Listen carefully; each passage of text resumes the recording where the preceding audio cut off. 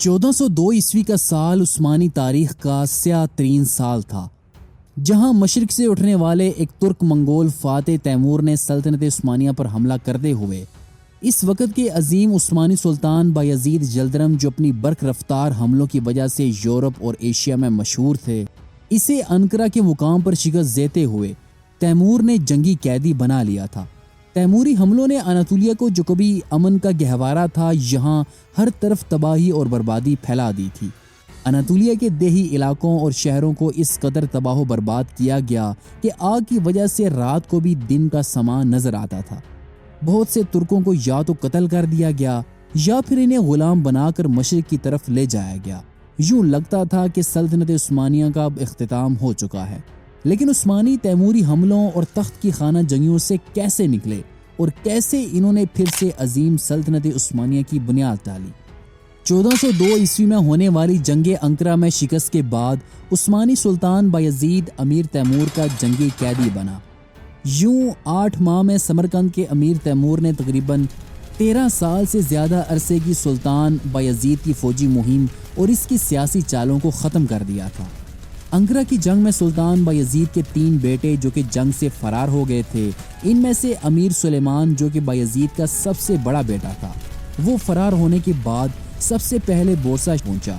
اور یہاں سے جو کچھ وہ لے سکتا تھا اس نے اپنے ساتھ لیا اور سیدھا رومیلیا بھاگ کھڑا ہوا۔ اس دوران شہزادے سلیمان کے ساتھ سلطان بایزید کا عظیم الشان وزیر جاندارلی زادہ علی پاشا اور عثمانی اشرافیہ کا ایک بڑا حصہ بھی شہزادے سلیمان کے ساتھ تھا۔ عثمانی دارالحکومت ادرنہ میں داخل ہونے کے بعد شہزادے سلیمان کو شہر کے مذہبی علماء اور ان کی اپنی فوج نے انہیں سلطان قرار دے دیا، کیونکہ گزشتہ 13 برسوں کے دوران اناطولیہ اور بلقان میں سلیمان نے اپنے والد کی فوجی مہموں میں ذاتی طور پر خدمات سر انجام دی تھیں۔ اسی لیے عثمانی فوج اور مذہبی علماء نے بایزید جلدرم کے سب سے بڑے بیٹے ہونے کے ناطے شہزادے سلیمان کو ان کے والد کی جگہ عثمانی تخت کے لیے سب سے جائز اور تجربے کار رکن کے طور پر انہیں عثمانی سلطنت کا سلطان بنا دیا۔ یہاں تخت سنبھالنے کے بعد شہزادے سلیمان نے بلقان میں اپنی غیر محفوظ پوزیشن کو مستحکم کرنے کے لیے خطے کی مقامی عیسائی طاقتوں کے ساتھ اس نے سفارتی تعلقات کا ایک سلسلہ شروع کیا، کیونکہ شہزادے سلیمان کو اچھی طرح سے معلوم تھا کہ اگر اس نے اناطولیہ میں موجود باقی عثمانی سلطنت کو فتح کرنے کے لیے اس نے اناطولیہ میں پیش قدمی کی تو اسے اپنی پشت کو محفوظ رکھنا ہوگا۔ اس کے لیے اس نے عیسائی حکومتوں کے ساتھ بات چیت شروع کی اور 1403 کے پہلے مہینوں میں معاہدہ گیلیپولی پر دستخط کیے گئے، جس کے نتیجے میں عیسائی حکومتوں کو بڑی رعایتیں حاصل ہوئیں۔ اس معاہدے کے تحت بازنطینیوں کو تھیسالونیکا، نیکومیڈیا اور بحیر اسود کے ساحل کے ساتھ ساتھ متعدد بستیاں بازنطینی شہنشاہ کو دے دی گئیں۔ بازنطینی، وینیشین اور جینویز کے تاجروں کے لیے آزاد تجارتی معاہدوں کا ایک سلسلہ قائم کیا گیا اور ان ریاستوں کی جانب سے سلطان بایزید اول کے زمانے سے دیے جانے والے تمام خراج معاف کر دیے گئے۔ ادھر امیر تیمور نے اناطولیہ میں موجود ان تمام ترک سرداران کو، جن کی ریاستیں سلطان بایزید نے سلطنت عثمانیہ میں شامل کر لی تھیں، امیر تیمور نے ان ترک سرداران کو یہ ساری ریاستیں انہیں واپس کر دیں،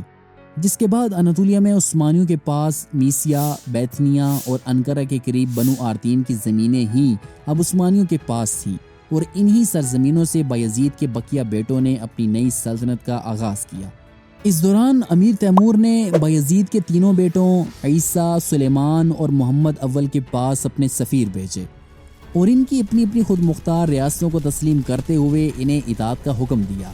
یہ دراصل اس لیے تھا تاکہ عثمانی شہزادے آپس کی خانہ جنگی میں مصروف رہیں اور سلطنت عثمانیہ پھر پہلے جیسی طاقتور نہ ہو سکے۔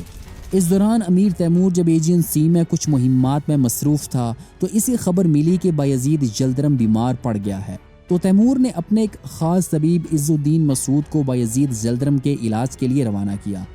لیکن بایزید کو کوئی افاقہ نہ ہو سکا اور 8 مارچ 1403 کو اک شہر میں عثمانی سلطان بایزید جلدرم کا انتقال ہو گیا۔ سلطان بایزید کی موت کے بارے میں مختلف مورخین کی مختلف آراء پائی جاتی ہیں۔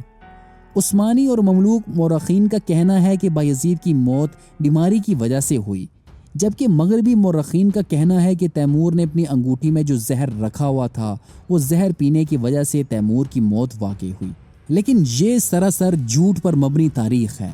کیونکہ زور کے تیموری مورخین بھی اس چیز کا دعویٰ کرتے ہیں کہ بایزید کو کالی کھانسی اور حناق کی بیماری تھی جس کی وجہ سے اس کی موت واقع ہوئی۔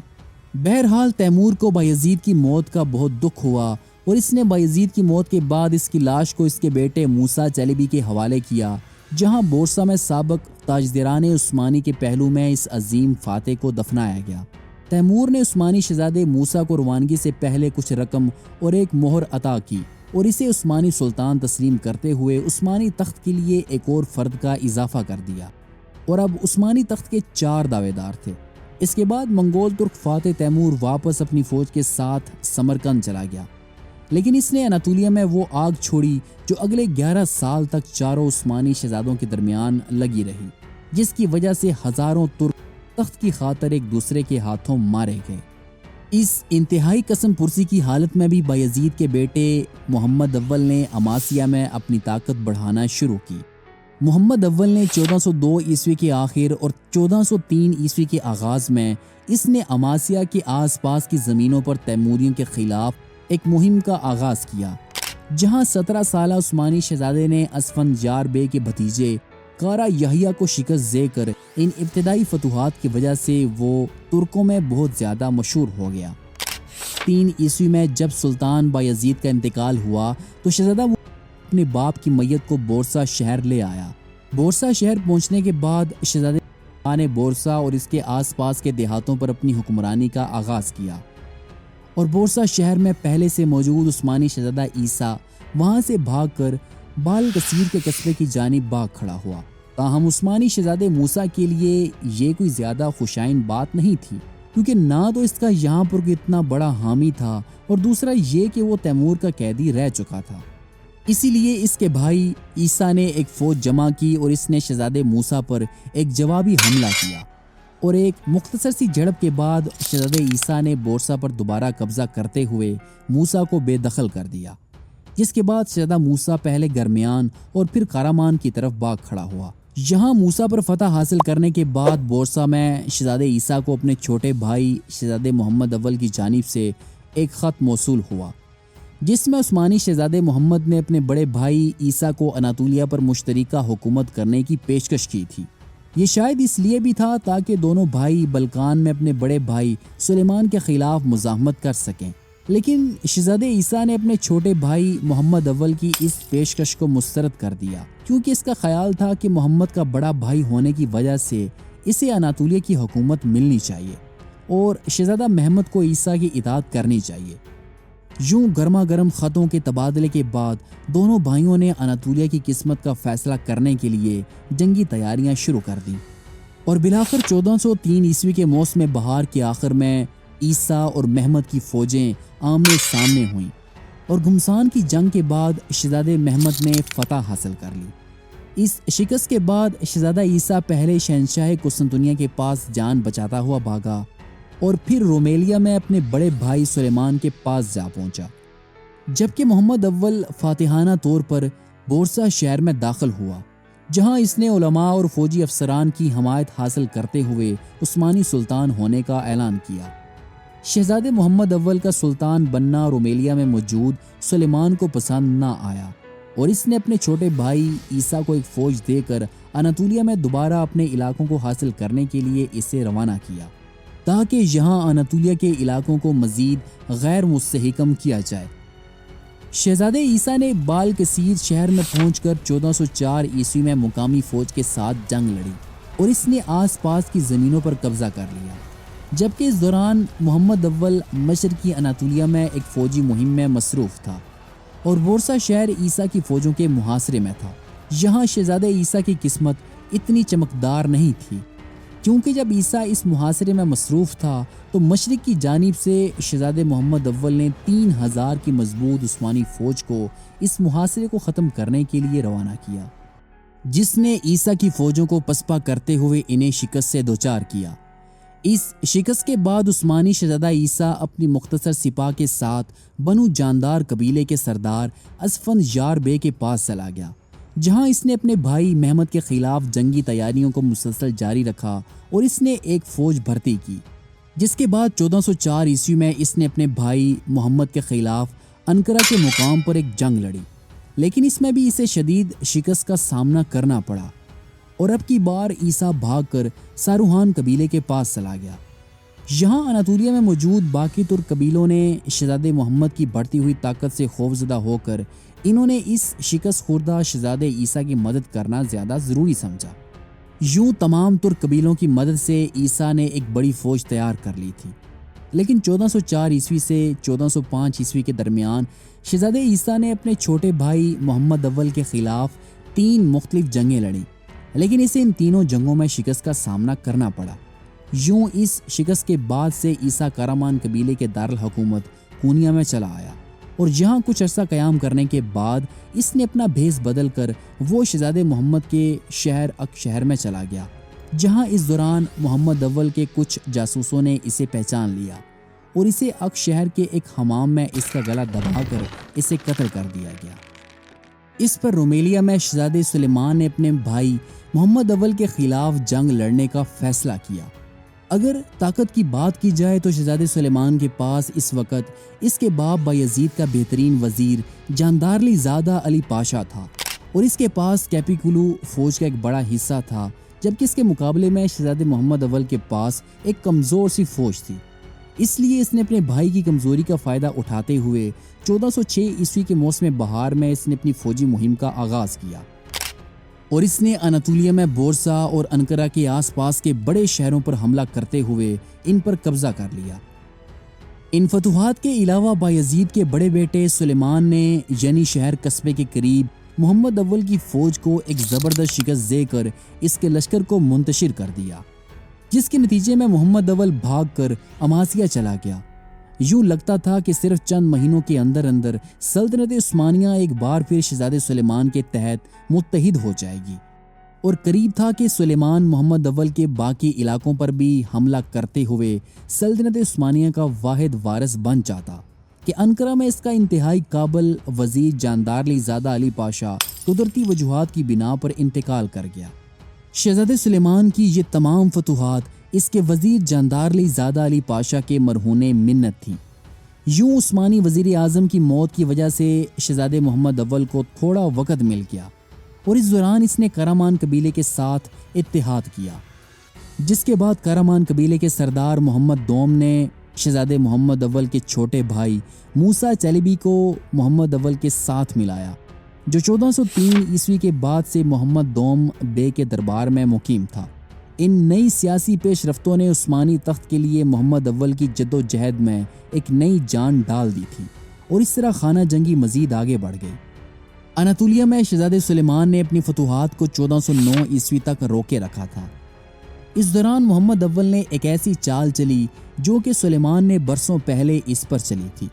وہ چال یہ تھی کہ محمد اول نے اپنے چھوٹے بھائی موسیٰ کو یورپ یعنی کہ رومیلیا بھیج کر سلیمان کی توجہ اناطولیہ سے ہٹانا چاہی، جیسا کہ سلیمان نے محمد اول کے ساتھ عیسیٰ کو کھڑا کر کے کیا تھا۔ محمد اول نے بنو جاندار قبیلے کے سردار سے بات چیت کر کے اس سے ایک بحری جہاز لے کر اس پر شہزادے موسیٰ کو بحیر اسود کے ساحل پر اتارا،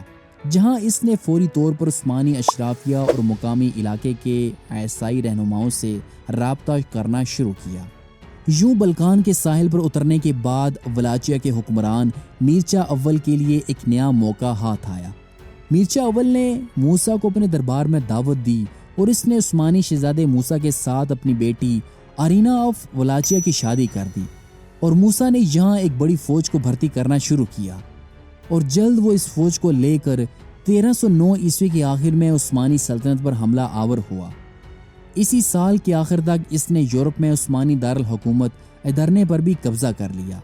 یہاں اناطولیہ میں جب عثمانی شہزادے سلیمان کو یورپ کے علاقوں کے ہاتھ سے نکل جانے کی خبر ملی تو وہ گھبرا گیا اور اپنی فوج کے ساتھ واپس یورپ جانے کے لیے تیار ہوا اور اس نے یورپ جانے کے لیے قسطنطنیہ کا راستہ اختیار کیا، جہاں اس نے شہنشاہ مینویل کے ساتھ ملاقات کی اور اس سے مدد کی درخواست کی۔ شہنشاہ مینویل نے سیاسی قیدی کے طور پر شہزادے سلیمان کے بیٹے کو اپنے پاس رکھنے کی شرط رکھی جس کے بعد سلیمان نے اپنے بیٹے قاسم چلیبی کو بازنطینی دارالحکومت بھیجا اور شہنشاہ نے مزید اتحاد کو مضبوط کرنے کے لیے اپنی بھتیجی کی شادی شہزادے سلیمان کے ساتھ کر دی۔ 1410 کے موسم گرما تک سلیمان نے بازنطینی کمک کے ساتھ قسطنطنیہ کو عبور کیا، جس کے بعد بایزید کے دونوں بیٹوں میں تخت کی جنگ ہوئی جو دونوں کے لیے زندگی اور موت کا سوال تھی۔ سلیمان کا حملہ اچانک تھا، جس کی وجہ سے موسیٰ کو شکست ہوئی اور وہ پسپائی اختیار کرتا ہوا جب ادرنے کے پاس پہنچا تو یہاں تقریباً 1 ماہ کے بعد دونوں بھائیوں میں پھر جنگ ہوئی، جس کا اختتام ایک بار پھر شہزادے موسیٰ کی فیصلہ کن شکست پر ہوا۔ یہاں سلیمان نے بجائے اس کے کہ وہ اپنے بھائی کا تعاقب کرتا، اس نے اپنا زیادہ تر وقت ادرنے کے شاہی محل میں گزارنا شروع کر دیا، جہاں وہ شراب کے نشے میں دھت دن رات گزارنے لگا اور اس نے خود کو حرم کی آسائشوں میں پھنسا لیا۔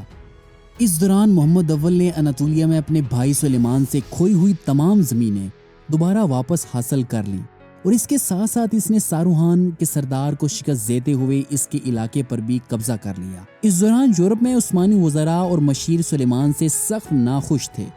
کیونکہ اناطولیہ میں پسپائی اور پھر معاہدہ گیلیپولی نے سلیمان کو مزید کمزور کر دیا تھا، اور اب سلیمان کے آئے روز شراب میں مدہوش ہونے کے بعد یورپ میں موجود عثمانی وزراء اور کمانڈر اناطولیہ میں شہزادے محمد کی جانب دیکھنے لگے، اور جب سلیمان کو خبر ہوئی کہ اس کے وزیر اور ینیچری آغا مکمل طور پر محمد اول کو سلطان کے طور پر دیکھنا چاہتے ہیں تو وہ ایک دن رات کے وقت ادرنے سے قسطنطنیہ کے لیے فرار ہوا۔ تاہم اس فراری کے دوران ہی جب سلیمان رومی دارالحکومت قسطنطنیہ جا رہا تھا کہ راستے میں ایک دیہات کے پاس سے جب گزرا تو چند مسلح گھڑ سواروں نے اسے روکا اور انہوں نے اسے پہچان لیا اور اس کا سر قلم کر دیا۔ یہ وہ لوگ تھے جو کہ سلیمان کے ظلم کی وجہ سے اس سے ناراض تھے۔ اس دوران 1411 کے آغاز تک موسیٰ ادرنے شہر میں داخل ہوا اور اس نے عثمانی فوج اور وزراء کو خوب انعام و اکرام سے نوازتے ہوئے خود کو سلطان ہونے کا اعلان کیا۔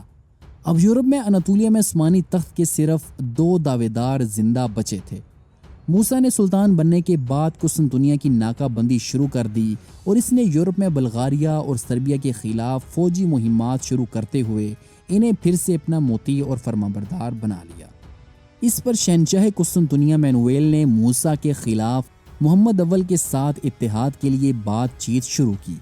اور چند معاہدوں کے بعد اس نے شہنشاہ قسطنطنیہ کی بحری جہازوں کی مدد سے اس نے باسفورس کو عبور کیا، اور 1412 کے موسم بہار میں دونوں بھائی ایک دوسرے پر حملہ آور ہوئے، لیکن اس بار پھر سے شہزادے محمد کی کمزور اناطولیائی ترک فوجیں موسیٰ کی طاقتور ترین کیپیکولو اور ینیچری فوجوں کا مقابلہ نہ کر سکیں، اور جو محمد اول کو پھر دوبارہ اناطولیہ کی طرف پیچھے ہٹنا پڑا۔ تاہم محمد اول نے ہار نہ مانی اور اس نے 1413 کے موسم گرما میں پہلے سے زیادہ فوج کے ساتھ وہ بلقان میں پھر داخل ہوا، اور اس عرصے کے دوران یورپ میں شہزادے موسیٰ کی سخت مزاجی کی وجہ سے ادرنے کے بہت سے با اثر وزیر اور فوجی افسر موسیٰ سے سخت ناخوش تھے، کیونکہ ایک تو بلقان میں مسلسل جنگوں کی وجہ سے عثمانی ریاست کمزور ہو رہی تھی، اور دوسرا تخت کی خانہ جنگیوں نے بھی عثمانی فوج کو کافی پریشان کیا ہوا تھا، اور یہ بھی کہ موسیٰ کا مزاج شہزادے محمد اول کی نسبت زیادہ تیز تھا، جس کی وجہ سے بہت سے لوگ اس سے ناراض تھے۔ یوں پہلے سے زیادہ اناطولیائی فوج اور موسیٰ کی کیپیکولو فوج کی حمایت کے ساتھ اس نے یورپ میں موسیٰ پر حملہ کیا، اور بلغاریائی قصبے سموکوف کے قریب دونوں بھائیوں میں ایک آخری خون ریز جنگ ہوئی، جس میں موسیٰ کو عبرتناک شکست کا سامنا کرنا پڑا۔ جنگ کے بعد شہزادے موسیٰ کا گلا گھونٹ کر اسے مار دیا گیا، اور اب عثمانی تخت کے لیے سوائے شہزادے محمد کے کوئی بھی دعویدار زندہ نہ بچا۔ اس فتح کے بعد محمد اول واپس ادرنے شہر پہنچے اور اس نے خود کو سلطنت عثمانیہ کا واحد سلطان قرار دیتے ہوئے خود کے سلطان ہونے کا اعلان کیا، اور یوں 10 سالہ عثمانی خانہ جنگی کا خاتمہ ہوا۔ سلطان محمد اول نے بحیثیت سلطان صرف 8 سال حکومت کی، لیکن اس مختصر مدت میں بھی انہوں نے غیر معمولی اہلیت کا ثبوت دیا۔ سلطان نے نہ صرف اپنی سلطنت کے انتشار کا خاتمہ کیا بلکہ اپنی خودداد اور فوجی قابلیت سے سلطنت عثمانیہ کو ویسا ہی طاقتور اور مستحکم بنایا جیسا کہ امیر تیمور کے حملے سے پہلے تھی۔ سلطنت کے استحکام کے لیے سلطان نے امن اور صلح کو ضروری سمجھا، اور اس مقصد کو پیش نظر رکھ کر سلطان نے ہمسائے ریاستوں سے صلح کے معاہدے کیے۔ سلطان نے بازنطینی سلطنت کے چند مقبوضات شہنشاہ کو واپس کر دیے اور اس سے آخر وقت تک صلح قائم رکھی، لیکن کبھی کبھی سلطان کو میدان جنگ میں آنے کے لیے بھی مجبور ہونا پڑا، اور اس وقت سلطان نے ثابت کر دیا کہ نظم و نسق کی اہلیت کے علاوہ فوجی قابلیت میں بھی وہ اپنے کسی پیش رو سے کم نہیں۔